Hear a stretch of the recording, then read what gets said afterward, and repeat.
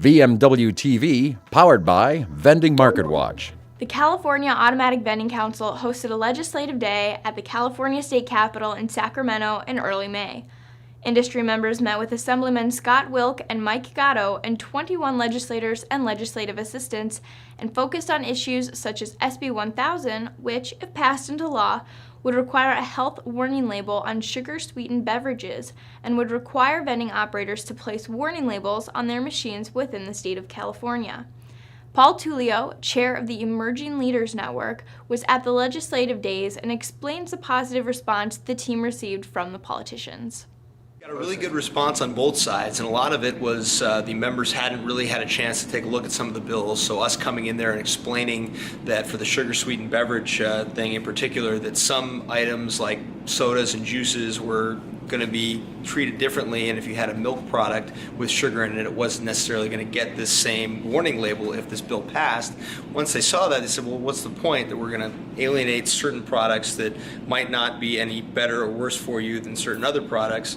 They decided, yeah, that makes sense, and they were definitely very receptive, and we got a good response from both sides of the aisle, the Republicans and the Democrats. The CAVC members also spoke to politicians on the opposition of SB 1381, which would require labeling on products that contain genetically engineered ingredients. Kathy O'Brien, Vice President of Vending and Food Service Sales at Bisco America, traveled to Sacramento to speak on the manufacturer's behalf. We met with Republican and Democrat alike, and both seemed to understand the fairness and the burden that a lot of these labeling is putting on everyone in our industries. Eric Dell, NAMA's Senior Vice President of Government Affairs, also participated in California's Advocacy Days. Dell says that many large businesses have left California already, taking jobs with them. Industry members use this fact to persuade legislators to turn their attention towards small business issues in order to help those remaining businesses continue to run within the state. The elected officials were open to lots of our industry concerns across the board that we raised to them in many different ways. Many of the elected officials, small business people themselves, and before they were elected to the legislature, so they understand what it means to have to, cut a paycheck to employees and have to meet a bottom line to pay your employees and make a living, and they understand what it means to have to do that and run a small business. So there was a lot of correlation between a lot of the elected officials and some of our members who met with them as well.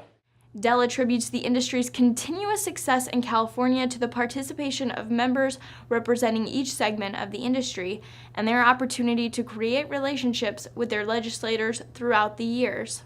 We had very positive meetings, came away with a good feeling about the future of where we stand within the California Assembly and with elected officials in California.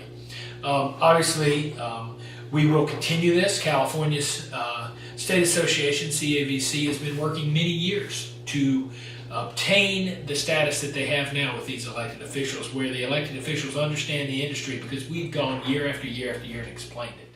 California Lobby Day attendees were able to speak directly with those politicians who influence laws and regulations, but as attendees note, showing up to advocate is the first step.